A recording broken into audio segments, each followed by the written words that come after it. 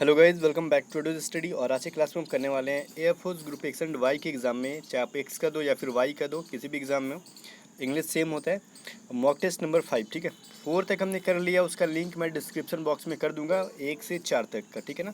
अगर आपने नहीं देखा तो जाके देखो, बहुत ही मज़ा आने वाला है। और सारी के सारी मॉक टेस्ट में मैं साथ में पैसेज भी कराता हूँ, मतलब एग्जाम में जैसा आता है वो कंप्लीट 20 क्वेश्चन होते हैं। और टाइमिंग मैं फिक्स नहीं करता, बिकॉज मुझे समझाना है तो टाइमिंग तो ज़्यादा लगेगा ना। अभी इसको स्टार्ट करने से पहले एक चीज़ मैं बोलूँगा, ये कि मैंने वोकेबलरीज़ की एक वीडियो जो है आज ही मॉर्निंग में अपलोड की थी वोकैब विद धीरा चैनल पे। तो अगर आपको उस वीडियो को नहीं देखा एंटोनिम्स का, तो जाओ उसको देखो, और बहुत इंपॉर्टेंट वोकेबलरीज थे तो उसको याद कर लो, ठीक है ना। और जिस भी कैंडिडेट्स का इंग्लिश बहुत ख़राब जा रहा है, ठीक है ना, उसके लिए मैं शाम को मतलब इवनिंग में आज जो है एक वीडियो बनाने वाला हूँ। और इस वीडियो को अगर आप बहुत टाइम के बाद देख रहे हो तो इसके डिस्क्रिप्शन को भी चेक कर लेना, इसमें आपको उसका लिंक मिल जाएगा। तो इंग्लिश में स्कोर कैसे बढ़ाते हैं 1-2 महीने के अंदर ही, मतलब अगर किसी का 5 आ रहा है, किसी का 7 आ रहा है, बहुत सारे कैंडिडेट्स कमेंट करते हैं मेरा तो 20 में से 10 आ रहा है, तो आप इजीली इसको एटलीस्ट 17 to 80 तक पहुंचा सकते हो। उसका मैं तरीका बताऊंगा। फिलहाल मैंने कल इवनिंग में एक रगा को कैसे बूस्ट करते हैं, रगा में अपना मार्क्स कैसे ज़्यादा से ज़्यादा लाएं, इसके लिए मैंने एक वीडियो बनाया था। वो भी अगर आपने नहीं देखा तो जाओ डिस्क्रिप्शन में, उसका भी लिंक है, उसको देखो। और हाँ, उस चीज़ को फॉलो करने से आप 100% रगा में आप ज़रूर स्कोर ज़्यादा से ज़्यादा कर सकोगे।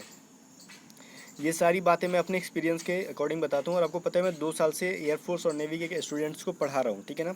और ऑलरेडी मैंने जो एक्सपीरियंस अपना शेयर किया हुआ है, मैंने कहीं ना कहीं एग्जाम्स को क्वालिफाई वगैरह करने के बाद ही बता रहा हूँ, ठीक है। ऐसे नहीं कि कहीं से बैठ के आ गया, मेरा कुछ हुआ नहीं तो आपको पढ़ा रहा हूँ, ठीक है।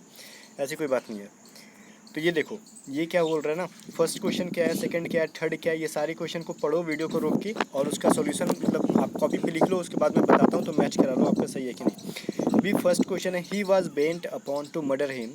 इसमें है नो एरर, ठीक है। नो एरर आंसर नहीं है, बल्कि मैं पढ़ रहा हूँ कि इसमें नो एरर भी है, कि आपको बताना है कि इसमें से गलत कहाँ पे है। देखो, आपने क्या पढ़ा है, प्रीपोजिशन के बाद, एक मिनट मैंने लिख रहा था बहुत गलत तरीके से, प्रीपोजिशन प्लस क्या होता है, जीरंड, मतलब प्रीपोजिशन के बाद आईएनजी फॉर्मूला वर्ब होता है। इस चीज़ को आपने पढ़ा है ना। प्रीपोजिशन के बाद आता है क्या, आईएनजी। लेकिन कुछ एक्सेप्शन है, टू के बाद जो होता है, कहीं कहीं कहीं पे टू के बाद क्या होता है, भी1 होता है। टू भी ऑलरेडी एक प्रीपोजिशन है। तो यहाँ पे देखो, ये अपॉन ऑलरेडी क्या है, प्रीपोजिशन है।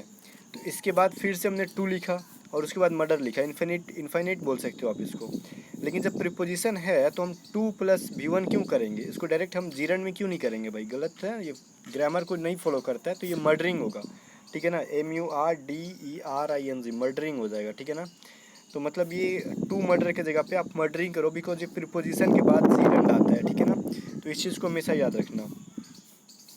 अभी देखो, क्वेश्चन नंबर सेकंड में क्या है, you will see the match tomorrow isn't it, या फिर नो ईयर, बताना इसमें से कहीं भी गलती है या फिर नहीं है। तो देखो, आपको मैंने मॉक टेस्ट नंबर 4 में बताया था क्या, क्वेश्चन टैग से रिलेटेड कुछ क्वेश्चन, ठीक है। तो क्वेश्चन टैग में मैं बता रहा था यहाँ पे कि देखो, ये क्या है, विल हमारा एक्सिलरी वर्ब जो रहेगा क्वेश्चन टैग बनाते हैं उसी का, ठीक है। तो यहाँ पे इजंट तो होना नहीं चाहिए, तो यहाँ पे अगर पॉजिटिव है तो यहाँ तो निगेटिव बनेगा, सही है कि नॉट लगेगा, ठीक है।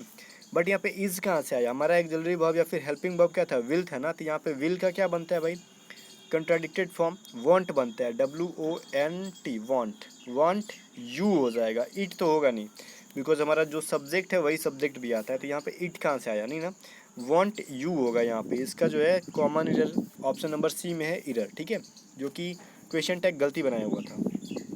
बात समझ में आ गया। अब देखो, ये हमारा I am hearing that the meeting is likely to be postpone, ठीक है। ये क्या बोल रहा है, आई एम हियरिंग, चलो सही है। क्या सही है भाई, कुछ भी सही नहीं है। आई एम हियरिंग, अच्छा मैं जैसे कि मैं सुनो, हम लोग बोलते हैं ना, जैसे कि आप अभी एग्ज़ाम आपका क्या हुआ था, पोस्टपोन्ड हो गया था, तो आपने किसी फ्रेंड से बात करते हो तो क्या बात करते हो, अरे देखो मैंने ये सुना कि एग्ज़ाम जो है क्या हो गया भाई, पोस्टपोन हो गया है। मतलब मैंने अभी सुना कि एग्ज़ाम पोस्टपोन हो गया, या फिर ऐसा थोड़ी बोलते हो, अरे मैं सुन रहा हूँ कि एग्ज़ाम पोस्टपोन हो रहा है। क्या सुन रहे हो आप, जब बात कर रहे हो थोड़ी उस टाइम थोड़ी सुन रहे हो, नहीं ना, आपने जस्ट कुछ टाइम पहले सुना है। तो अभी जस्ट कुछ टाइम पहले जब पास्ट होता है ना कोई चीज़, तो उसको हम लोग प्रेजेंट परफेक्ट टेंस में रखते हैं, ठीक है ना, प्रेजेंट परफेक्ट टेंस में। तो प्रेजेंट परफेक्ट क्या होता है, हैज़, हैव, हैड प्लस भी3।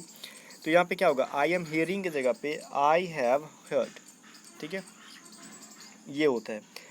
इस चीज़ को भी सुधार लेना, ठीक है, आई एम हियरिंग नहीं होगा। अब देखो प्रेजेंट परफेक्ट टेंस का दूसरा नाम पता है क्या होता है? Little past tense. Little past tense मतलब जो पास्ट है उसमें का थोड़ा सा ये क्या रखता है, उसका फीलिंग्स को लाता है, ये थोड़ा बहुत पास्ट का काम करता है। भले हम इसको प्रेजेंट परफेक्ट में रहते हैं लेकिन ये काम जो है हम कर चुके होते हैं हाल ही फिलहाल में। इसीलिए क्या बोल रहा है, मैंने भी सुना कि एग्ज़ाम पोस्टपोन्ड हो चुका है, सॉरी यहाँ पे मीटिंग की बात की जा रही है कि मीटिंग जो है पोस्टपोन्ड हो चुका है। तो मतलब ये क्या हम लोग बात सुन चुके हैं, अब तो ज़्यादा डिस्कस करने की ज़रूरत नहीं है। आई एम हियरिंग नहीं होगा, आई हैव हियर, ठीक है, मैंने यहाँ पे लिख दिया था आपको। क्वेश्चन नंबर 4 देखो क्या है, और इसमें किसी भी क्वेश्चन का आप लोग खुद से मत बोलना कि ये गलत बताया नहीं, सारे के सारे को मैंने कम से कम 4 से 5 बार चेक किया है, कहीं भी गलती नहीं है, ठीक है ना। The meeting is dash because the funds have not arrive, ठीक है ना। अब ये देखो यहाँ पे बोल रहा है कि फ्रेजल वर्ब है, ठीक है ना। मीटिंग क्या हो चुका है, जो भी हुआ है डैश हुआ है क्योंकि फंड नहीं पहुंचा अभी तक। फंड नहीं पहुंचने की वजह से, अराइव मीन्स पहुंचना, नहीं पहुंचने की वजह से क्या हुआ, जब चीज़ नहीं आ रहा तो निगेटिव वैल्यू दे रहा है, तो जाहिर सी बात है कि मीटिंग कंप्लीट होगा नहीं जब पैसा नहीं पहुंचेगा, फंड नहीं पहुंचेगा। तो मीटिंग को क्या किया गया है, टाल दिया गया है, मीटिंग नहीं हुआ है, ठीक है ना, स्थगित कर दिया गया है, पोस्टपोन कर दिया गया है, ठीक है, वही चीज़ बोल रहे हैं। तो इसमें पोस्टपोन तो कहीं ऑप्शन में है नहीं, तो हम फिल क्या करें भाई। देखो एक पुट ऑफ, पुट ऑफ का मतलब क्या होता है, पोस्टपोन, ये फ्रेजल वर्ब है ऑप्शन नंबर बी में, तो यही हो जाएगा put off. Meeting is put off because fund have not arrive, मतलब मीटिंग को क्या कर दिया गया, पोस्टपोन कर दिया गया क्योंकि पैसा वैसा पहुंचा नहीं है अभी तक, ठीक है। यहाँ पे कुछ लोग बोल रहे हैं ना पुट आउट, मतलब बोलेंगे कि पुट आउट भी होगा ना, आउट मतलब बाहर निकलना, तो नहीं, पुट आउट का मतलब वो होता है आग को या फिर किसी चीज़ को बुझा देना, ठीक है ना, बुझा देने के अर्थ में हम पुट आउट को रखते हैं। अभी क्वेश्चन नंबर 5 देखो क्या, it is time we dash with determination. अब देखो मैंने आपको इंग्लिश का बहुत पहले बता रहा था, इसलिए मैं ये नहीं बोलूँगा कि पढ़ाया हूँ, बहुत पहले पढ़ाया था मैंने। इट इज़ टाइम, ये जब भी आ जाता है ये कंप्लीट, ठीक है ना, जो कि यहाँ पे लिखा हुआ है क्वेश्चन नंबर 5 में। ज़रा मैं जूम आउट कर दूँ इसको, ये क्या बोल रहा है, it is time. It is time जब आता है ना तो ये हमेशा याद रखना, ग्रामर का रूल है कि इसके बाद टाइम एंड टेंस आपने पढ़ा होगा इंग्लिश में, उसमें पढ़ने के लिए मिला जाता है कि इसके बाद क्या आता है, पास्ट इंडिफिनिट टेंस का यूज़ होता है। पास्ट इंडिफिनिट बोले तो सब्जेक्ट प्लस में वी टू, ठीक है ना। तो इट इज़ टाइम के बाद हमारा सब्जेक्ट वी है, तो वी के बाद क्या आएगा, वी टू क्या हमारा एक्टेड, ठीक है ना। It is time we acted with determination, ठीक है ना। ये देखो क्या बोल रहा है, द फर्नीचर, ये पूरा जो है ना क्वेश्चन नंबर 5 ग्रामर के रूल के ऊपर बेस्ड था, उसमें मैंने कुछ भी अपने तरीके से नहीं किया है, ठीक है ना। रूल नंबर 6, क्वेश्चन नंबर 6 देखो, the furniture dash to be deliver today. अच्छा एक चीज़ बताओ, फर्नीचर के बारे में आपने क्या पढ़ा है, फर्नीचर को हमेशा क्या करते हैं, सिंगुलर रखते हैं या फिर प्लूरल। देखो फर्नीचर का हम कभी प्लूरल बनाते ही नहीं है, हमेशा फर्नीचर को सिंगुलर तरीके से यूज़ करते हैं। The furniture is to be deliver today, ठीक है ना, ऑप्शन नंबर ए राइट हो जाएगा। उसके साथ आने वाला वर्ब भी क्या होता है, सिंगुलर ही होगा ना। क्वेश्चन नंबर 7 देखो, वन हु लिव्स अलोन, ठीक है, जो अकेले रहता हो। और देखो इसके पहले वाले में हमने शायद वन वर्ड सब्स्टिट्यूशन का आंसर गलत बताया था, लेकिन कमेंट में मैंने सुधार दिया था उसको, कमेंट चेक कर लेना, ठीक है, एग्जैक्टली क्वेश्चन याद नहीं आ रहा है। ये क्वेश्चन नंबर 7 का देखो राइट आंसर क्या हो जाएगा, वन हु लिव्स अलोन, जो अकेले इंसान रहता है उसको क्या कहते हैं, रिक्ल्यूज कहते हैं। रिक्ल्यूज का मतलब एकांतवासी, ठीक है ना, जो अकेले रहना पसंद करता हो। ऑप्शन नंबर डी में है रिक्ल्यूज, मतलब लिख लेना एकांतवासी, हिंदी कमजोर है, देखो ऐसे ही होता है ना एकांतवासी, अब यहाँ पे जगह नहीं है, ठीक है ना। एकांतवासी मतलब अकेले रहने वाला। एक ये है इडियम फ्रेज है हमारा, बोल रहा है बाई लिप्स एंड बाउंड, ठीक है ना। बाई लिप्स एंड बाउंड का क्या होता है, तेजी से। बाई लिप्स एंड बाउंड मतलब इडियम फ्रेज में होता है, इसका मतलब होता है तेजी से, क्विकली। क्विकली का सिनोनिम कौन सा है, रैपिडली, मतलब क्विकली की तरह जो वैल्यू देता है हमारा, सॉरी फीलिंग देता है वो रैपिडली देता है, ठीक है ना, मीनिंग देता है रैपिडली। रैपिडली का मतलब तेजी से होता है, ठीक है ना। अभी देखो फाइंड द करेक्ट स्पेलिंग। अब यहाँ पे कंफ्यूज मत होना, मुझे पता है कि बहुत सारे कैंडिडेट्स, अच्छे अच्छे कैंडिडेट्स कंफ्यूज होते हैं इसी वाले में, जब एक ही वर्ड को 4 तरीके से लिख दिया जाए ना, तो चाहे कितना भी आपको पहले से पता हो ना, कुछ टाइम के लिए कंफ्यूज होते हो, लेकिन बाद में आपको आंसर मिल जाता है। मैं ये नहीं बोल रहा हूँ कि आपको आएगा ही नहीं, लेकिन कंफ्यूज होगी ना, तो ऐसे क्वेश्चन को ना ऑप्शन मत देखा करो। जब देखो कि सक्सेसफुली है ना, तो कॉपी पे सक्सेसफुली का स्पेलिंग लिख दो, बिना डेस्कटॉप की तरह या फिर स्क्रीन की तरफ बिना देखे एग्जाम में। सक्सेसफुली मान लो कि एग्जाम में आया, तो आपको कॉपी पे सक्सेसफुली का स्पेलिंग लिखना है, बिकॉज आप जब लिखते हो ना तो सही लिखते हो। जब एक एक वर्ड को मिलाने लगोगे तो कंफ्यूज हो जाओगे, तो टाइम बचेगा, वैसे कॉपी पे लिखो उसके बाद मिला लो। तो ऑप्शन नंबर ए जो है आपको राइट आंसर मिलेगा, सक्सेसफुली, जिसमें double C double S double L होता है। वही अगर सक्सेसफुल बोलेंगे तो एल वाई हट जाएगा लास्ट वाला, तो सिर्फ लास्ट में सिर्फ सिंगल एल रहेगा। लेकिन ये सक्सेसफुली है तो उसको एल वाई जोड़ेंगे, तो पहले से एक एल और बाद में एक एल आया, तो एल वाई हो गया, डबल एल वाई हो गया। ऑप्शन नंबर ए है राइट।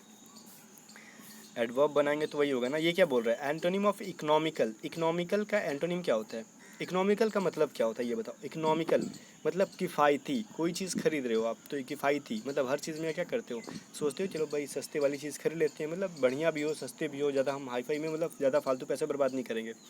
तो हमने वोकैबुलरी धीरा पे सिनोनिम पढ़ा था एक एक्स्ट्रा वैगेंट, जो हमने एक दो दिन पहले पढ़ा था, उस पर एक्स्ट्रा वैगेंट पढ़ा था। एक्स्ट्रा वैगेंट का मतलब क्या पढ़ा था, अत्यधिक खर्चीला, बहुत ज़्यादा पैसे खर्च करने वाला, ठीक है ना। तो ये किफ़ायती और ये खर्चीला है, तो राइट आंसर क्या हो जाएगा, ऑप्शन नंबर सी, बिकॉज यहाँ पे मैं एंटोनिम निकालना ही है ना। ठीक है, अब ये हमारा इसमें से एक्सपेंसिव का मतलब तो पता है महंगा होता है, ठीक है ना। और आप लोग कुछ बोल सकते थे कि इकोनॉमिकल का हम एक्सपेंसिव भी कर सकते हैं। तो इकोनॉमिकल का मतलब ये सिर्फ किफ़ायती ही नहीं होता है, इसका मतलब हर जगह से, जैसे कि कम खर्च करना, ठीक है ना, ये इसका वैल्यू देखता है इकोनॉमिकल का। तो महंगा सस्ता का वैल्यू नहीं देता ये, मतलब मीनिंग नहीं देता, ये देता है कम खर्च करना। तो इसलिए हम एक्स्ट्रा वैगेंट करेंगे, ये सूटेबल होगा, एक्सपेंसिव से ज़्यादा सूटेबल एक्स्ट्रा वैगेंट होगा। इसका मतलब ही होता है बहुत ज़्यादा खर्च करना, ठीक है ना। एक्सपेंसिव का मतलब ये क्या बोले, महंगी चीज़ें। और यहाँ पे लुक्रेटिव, लुक्रेटिव का मतलब क्या होता है, जो प्रॉफिट देता है ना हमें, लाभ देने वाला, ठीक है। चलो, स्ट्रिंगी का मतलब क्या होता है, कंजूस होता है। सिनोनिम ऑफ क्लेमेंसी, क्लेमेंसी का मतलब क्या होता है, आपने एक वर्ड पढ़ा होगा काइंडनेस। अच्छा, मैंने तो डायरेक्ट आंसर ही बता दिया, ठीक है ना। दया भाव, दयालु होना, ठीक है ना। तो मैंने तो आपको आंसर बता ही दिया, इसमें क्या डिस्कस करें भाई, दयालु होता है। इसमें कोई वर्ड फंसने वाला तो नहीं होगा आपका। एम्पैथी का मतलब तो आपको पता ही होगा, ठीक है, जो अपनी भावना को, अपने जो आपको भावना है उसको एक्सप्रेस कर रहे हो, प्रकट कर रहे हो। सिंपैथी पता ही है, फॉरगिवनेस मतलब क्षमा, ये तो पता ही होगा। अभी हमारा क्या है भाई, has a dog ever bitten you, you active to passive change करना, अगर एक्टिव में आपको नज़र आ रहा है तो पैसिव में चेंज करो, अगर पैसिव में नज़र आ रहा है तो एक्टिव में चेंज करो।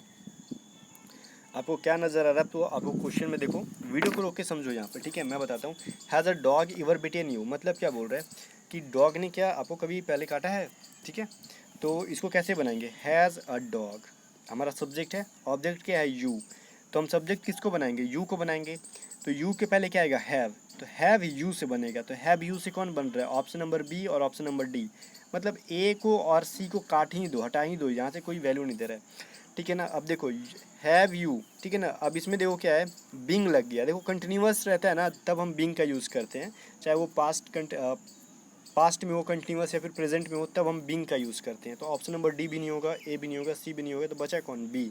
Have you ever been bitten by a dog, क्या आपको पहले कभी, आप कभी कुत्ते के द्वारा काटे गए हो, अगर काटे गए तो कमेंट करके बताना, ठीक है। क्वेश्चन नंबर 13 क्या बोल रहा है, I prefer to ride than to walk, ठीक है ना। आपको जो अंडरलाइन है उसमें सुधार करना है, इंप्रूव करना है। इन चारों ऑप्शन में से कौन सा वर्ड आएगा, सॉरी कौन सा सेंटेंस आएगा।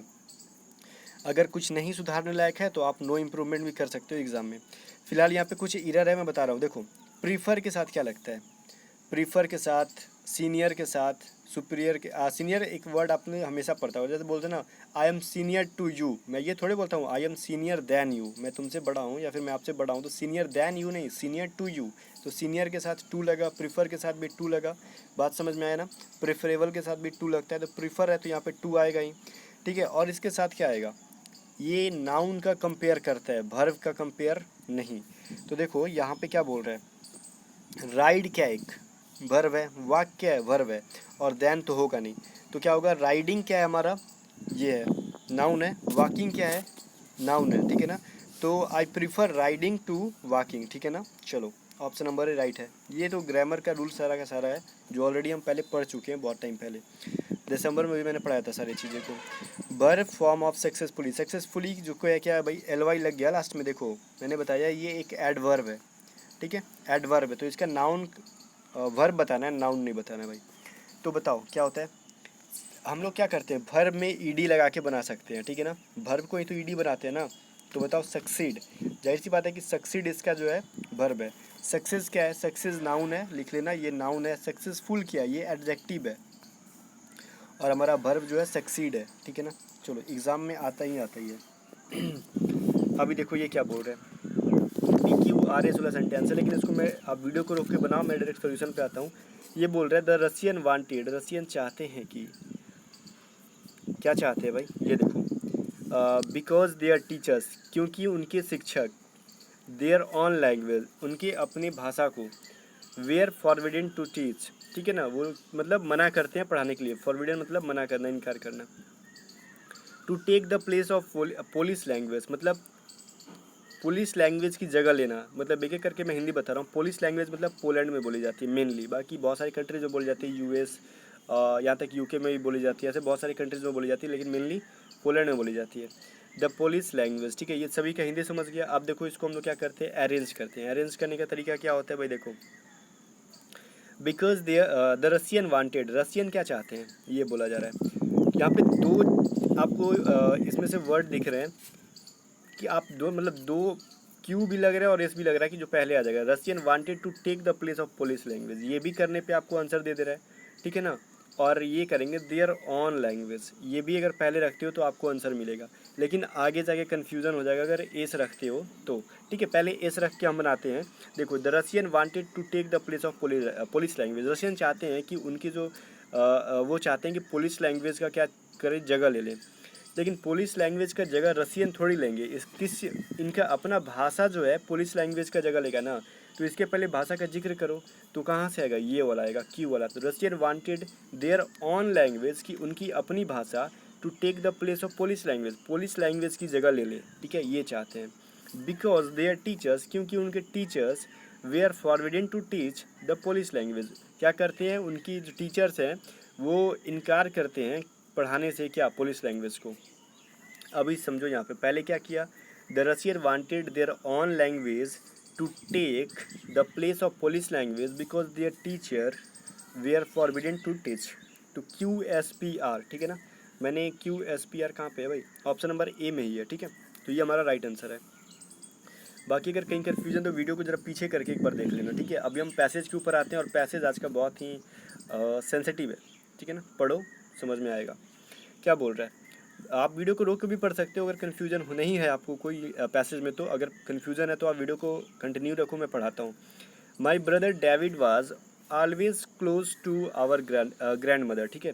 मेरा जो भाई जो है डेविड है, ठीक है, डेविड नाम है, वो क्या था, मेरा my brother David was always close to our grandmother, मतलब मेरा भाई डेविड हमेशा से क्लोज, मतलब नज़दीकी रहा है, किसके, रहता था या फिर रहा था, जो भी। आप पैसिव की बारे, मतलब पास्ट के बारे में बात की जा रही है, ग्रैंड मदर से बहुत ही क्लोज रहा करता था, मतलब नज़दीकी था उसके। Both of them shared a love of mother nature, mother nature का लव मतलब एक उन दोनों के बीच में माँ बेटे की तरह का प्यार था, ठीक है। Whenever, जब कभी भी, his schedule permitted, he would drop in for a short visit and a cup of coffee, मतलब जब भी उनको टाइम मिलता था तो लोग जाया करते, मतलब एक विजिट पे जाया करते थे और जहाँ पे कॉफ़ी वगैरह पिया करते थे। वन डे, एक दिन, when he found no one home, कि घर पे कोई नहीं है, उसने एक दिन पाया कि घर पे कोई नहीं है। He left a chunk of dirt on her porch, उसने एक चंक मतलब टुकड़ा, एक डर्ट मतलब क्या, गंदगी का एक टुकड़ा पोर्च के ऊपर क्या किया भाई, छोड़ दिया। When grand mother return home instantly new that, जब जैसे ही उसकी ग्रैंड मदर, उसकी दादी रिटर्न होती है घर पे, ये जानती है knew that the Dave, Dave का मतलब डेविड, शॉर्ट नेम है डेव, कि डेविड हैड, डेव पढ़ सकते हो, Dave had been by when the spotted the chunk of dirt, मतलब उसने देखा कि डेविड ने क्या कर रखा है भाई, एक कचड़े का टुकड़े को क्या फर्श पे रखा है, पोर्च मतलब फर्श पे रखा है, बरामदे पे रखा है। All the grand mother had a poor upbringing in Italy, ठीक है।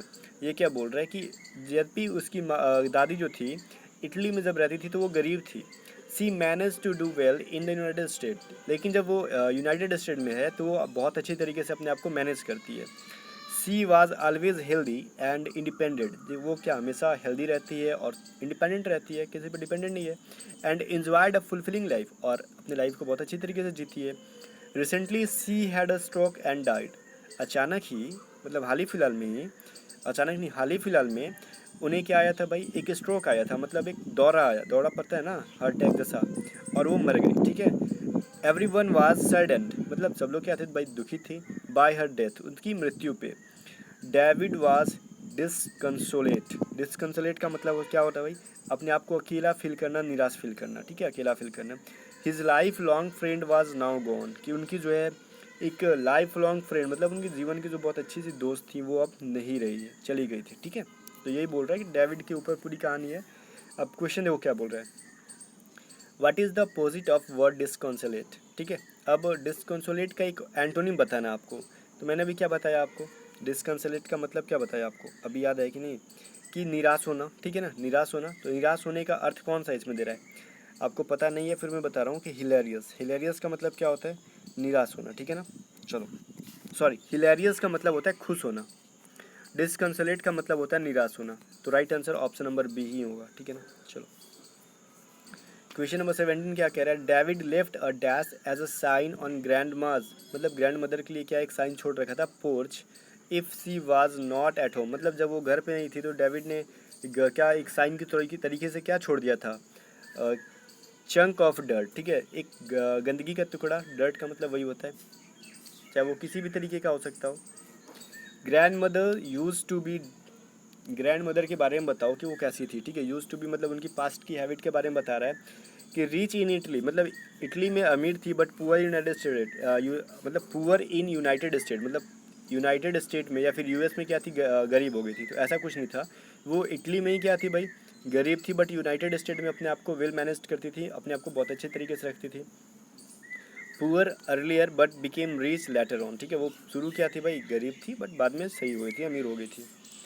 अभी 19 में देखो क्या है, grand mother enjoyed a life, enjoyed a dash life, grand mother की लाइफ कैसी थी, इसमें बताओ, हेल्दी बट स्टिकी, स्टिकली नहीं ना, वो हेल्दी थी लेकिन वो स्टिकली नहीं थी, ठीक है, गुड एंड हेल्दी थी, वो अच्छी भी थी और हेल्दी भी थी, ठीक है। Option number B right answer है। अभी क्वेश्चन नंबर 20 क्या है, grandmother's death made everyone, grandmother की जो मृत्यु सब कोई को क्या कर दिया भाई, सब कोई उदास था, ठीक है, और साथ में डेविड भी था।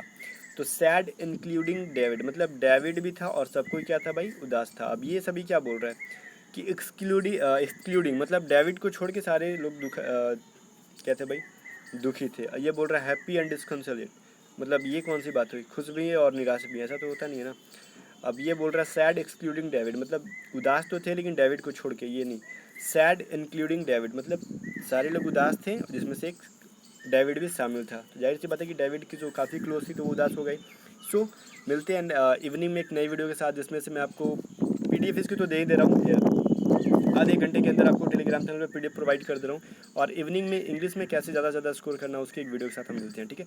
तब तक के लिए गुड बाय। हाँ, और वीडियो को शेयर करना दोस्तों के साथ, ऐसे ही मत छोड़ देना, बिकॉज एक वीडियो बनाने में कम से कम 3 घंटे लगते हैं मेरे को कंप्लीट करने में, ठीक है, क्वेश्चन सेट करना, इतने टाइपिंग करना, तो आप बस तो देखते हो ना, लाइक करते हो ना कुछ भी, और चैनल को सब्सक्राइब भी नहीं करते हो, चले जाते हो। सो मेहनत लगती है भाई, कम से कम लाइक कर दो और दोस्तों के साथ शेयर कर दो, ठीक है। मिलते हैं नेक्स्ट वीडियो के साथ, गुड बाय।